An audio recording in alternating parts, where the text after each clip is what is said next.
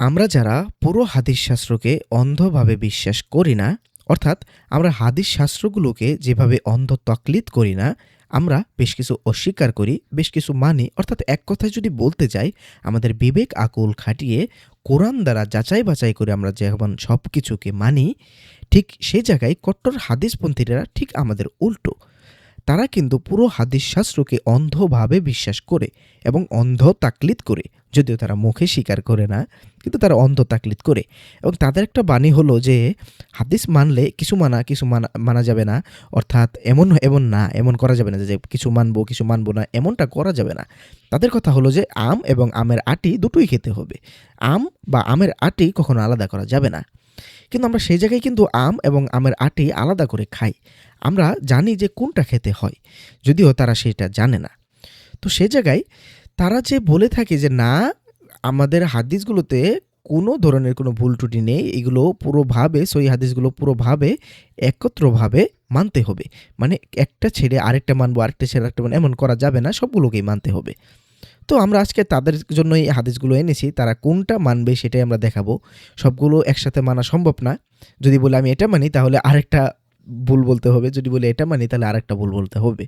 তো যাই হোক, তো আমরা কিন্তু সবসময় বলে থাকি যে আমরা কেন হাদিসকে এভাবে অন্ধ চোখে বিশ্বাস করি না। কারণ হাদিসের বিরুদ্ধে আমাদের যে শক্ত, যে সবথেকে শক্ত যে যুক্তি দেয় সেটা হলো যে হাদিসের মধ্যে স্ববিরোধী বক্তব্য রয়েছে এবং একটা হাদিস আরেকটা হাদিসের সাথে সংঘর্ষ বাঁধে।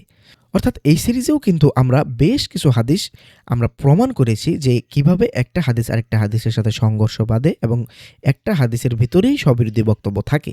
আমরা এই সিরিজে অনেকগুলো ভিডিও এনেছি, আপনারা চাইলে প্লেলিস্টটি চেক আউট করতে পারেন।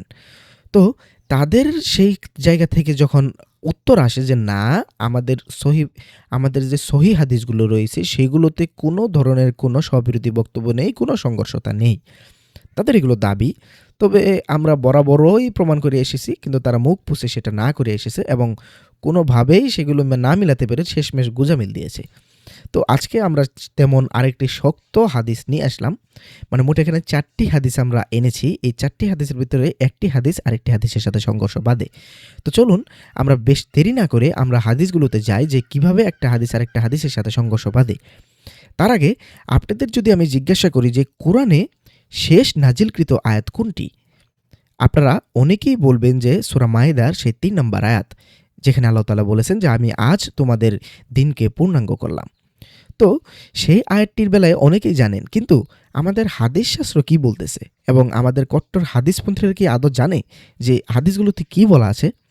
তো চলুন আমরা তাদেরকেও পড়ে শোনাই এবং তাদের কাছ থেকেও সেই গোঁজামিল উত্তরগুলো আমরা আশা করব।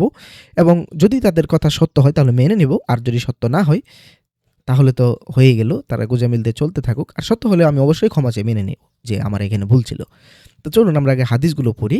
এখানে সবগুলো আমরা ল্যান্ডমার্ক হাদিসগুলো আনছি, যেগুলো একেবারে কোরআনের মর্যাদায় তারা নিয়ে যায়। সেটা হলো সহিহ বুখারীর হাদিস।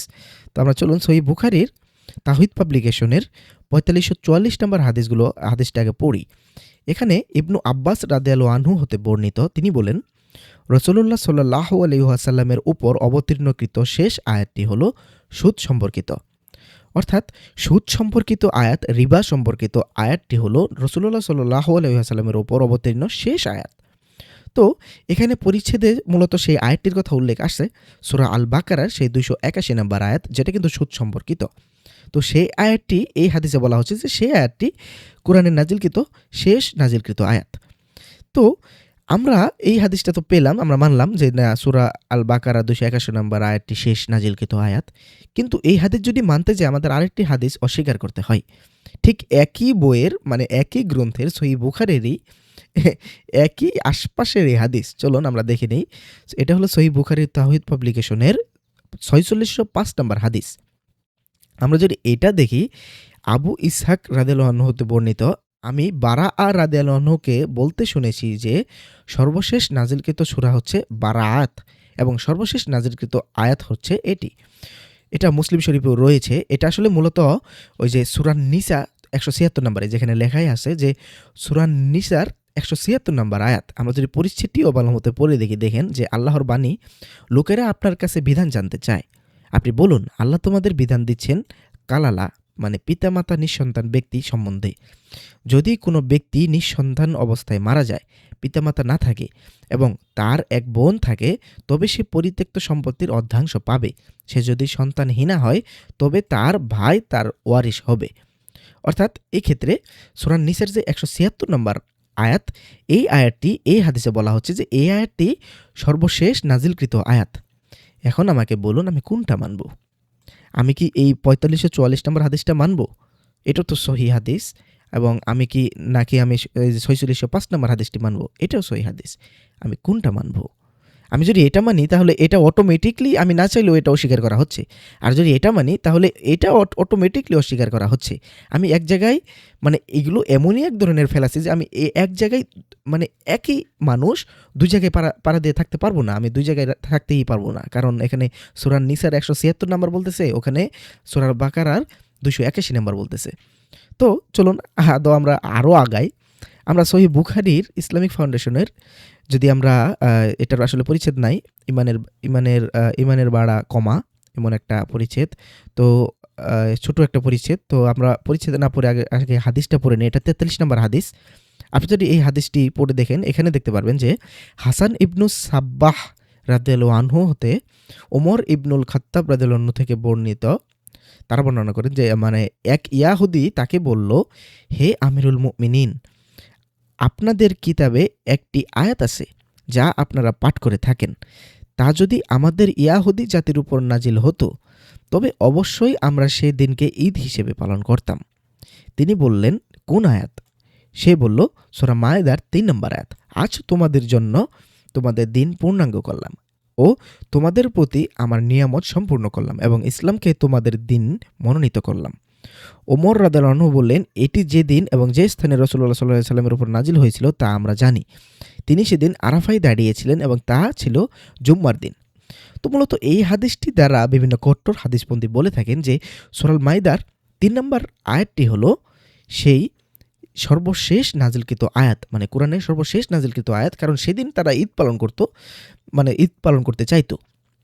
যদি এটা ইহুদিদের উপর নাজিল হতো, তাদের তাওরাতে যদি থাকতো এরকম কোনো আয়াত যে তোমাদের দিনকে পূর্ণাঙ্গ করে দিলাম। তো যাই হোক, তো মূলত আমাদের এখানে এই হাদিসটি যদি আমরা এমন ধরি যে না, 3 নম্বর আয়াতটিকে মূলত এখানে সর্বশেষ নাজিলকৃত আয়াত বলা হচ্ছে না, তো তাতেও আমার কোনো সমস্যা নেই। আমি তো দুটো হাদিস প্রথমে দেখে আসলাম। কিন্তু তারা এই হাদিসটা দিয়ে কিন্তু তারা দাবি করে থাকে। এই জন্য এই হাদিসটি আনা যে সূরা আল মাইদার 3 নম্বর আয়াতটি নাকি শেষ নাজিলকৃত আয়াত। যাই হোক, চলুন আমরা সহিহ মুসলিমে যাই। এতক্ষণ যেহেতু আমরা সহিহ বুখারী থেকে পড়লাম, একটা সহিহ মুসলিম থেকে পড়ে দেখি। সহিহ মুসলিমে এটার মূলত পরিচ্ছেদ নাই। ইসলামিক ফাউন্ডেশনের 7243 নম্বর হাদিস। এখানে আমরা যদি দেখি, এখানে হাদিসটির বর্ণনা হয়েছে যে আমর ইবনু মুহাম্মদ ইবনু বুকায়ার আন নাকিদ, হাসান ইবনু আলী আল হুলওয়ানি ও আবদ ইবনু হুমায়দ রাদিয়াল্লাহু আনহু থেকে আনাস ইবনু মালিক রাদিয়াল্লাহু আনহু থেকে বর্ণিত। তিনি বলেন, উফাতের পূর্ব সময় হতে উফাত পর্যন্ত সময়ের মধ্যে আল্লাহ তাআলা রাসূলুল্লাহ সাল্লাল্লাহু আলাইহি সাল্লামের প্রতি অনবরত ওহী নাজিল করেন। যেদিন রাসূলুল্লাহ সাল্লাল্লাহু আলাইহি সাল্লাম ইন্তেকাল করেন সেদিন তার প্রতি বিপুল পরিমাণ ওহী নাজিল হয়। তো দেখুন অবস্থা যে তার মৃত্যুর আগ পর্যন্ত, যেদিন তার মৃত্যু হবে, তিনি যেদিন ইন্তেকাল করেন সেদিন পর্যন্ত বিপুল পরিমাণ ওহী নাজিল হয়েছে। তাহলে এখানে আমি হাদিসটা আসলে কোনটা মানবো? আমি তো দ্বিধায় পড়ে গেলাম ভাই। আমি এখানে কোনটা মানবো? এখানে আমি সহিহ বুখারীর 4544 নম্বর হাদিসটি মানবো যে কোরআনের মানে অবতীর্ণ শেষ আয়াতটি সুদ সম্পর্কিত সেই সূরা বাকারার 281 নম্বর আয়াত, নাকি আমি এই হাদিসটি মানবো যে সহিহ বুখারীর 4605 নম্বর হাদিস, এখানে বলা হচ্ছে সূরা নিসা 176 নম্বর আয়াতটি হলো কোরআনে নাজিলকৃত শেষ আয়াত। তাহলে আমি কোনটা মানবো? আমি তো বিপদে পড়ে গেলাম। এখন সহিহ বুখারীর 43 নম্বর হাদিস, এখানে আসলে মূলত এটা দিয়ে তারা বলে যে সূরা মাইদা 3 নম্বর আয়াত। আবার সহিহ মুসলিমে বলতেছে না, এগুলো কোনোটাই আসলে বিষয় না, তার কাছে অনবরত নাজিল হয়েছে মৃত্যুর আগ পর্যন্ত। আচ্ছা ধরে নিলাম, তাহলে মৃত্যুর আগেই কি এই তিনটে আয়াতই নাজিল হয়েছে মৃত্যুর সময়ই? মানে ওই একই সাথে শেষ নাজিলকৃত তিনটে একসাথে হতে পারলো না? তা তো সম্ভব না। তাহলে কিভাবে কি? আমি অবশ্যই এটা জানার চেষ্টা করব আমি এদের কাছেও জানতে চাবো কট্টর হাদিসপন্থীদের কাছে যে আপনারা একটু দয়া করে বলুন যে এখানে হাদিস আমরা কোনটা মানবো? আমাদের একটু শিখিয়ে দেন যে আসলে কোনটা মানবো এখানে। এখানে জাস্ট বলবেন যে এটা মানবেন, ওগুলো মানবেন না। বা সবগুলোই মানবেন কিন্তু কিভাবে মানবেন? এটা এখানে গোঁজামিল দেন, ওটা ওখানে গোঁজামিল দেন। এভাবে একটু যেভাবে পারেন একটু উত্তরগুলা একটু চাই। একটু দয়া করে দিবেন। আপনারা ভিডিও বানিয়ে বা যেকোনো জায়গায় দিয়েন। আমাকে একটু লিঙ্ক পাঠিয়ে দিয়েন। আমি তো সচরাচর লাইনে থাকতে পারি না।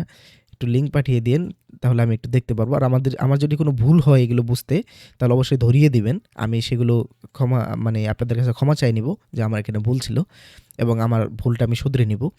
আর যদি এই হাদিসগুলো আসলে কোনো স্ববিরোধিতা বা সংঘর্ষতা থাকে, তাহলে সেটাও নির্দ্বিধায় আপনারা করেন। আমরা কোনো হাসাহাসি বা ঠিক করব না। আমরা সেই ইয়েদের মতো নই যে হাসাহাসি করে একদম, মানে আপনাদের মতোও নই আমরা যে হাসাহাসি করে তাচ্ছিল্য করব। জাস্ট হ্যাঁ, ভুল হইছে, ভুল আছে, মানুষের লেখা কিতাব, সে তো ভুল এখানে থাকতেই পারে।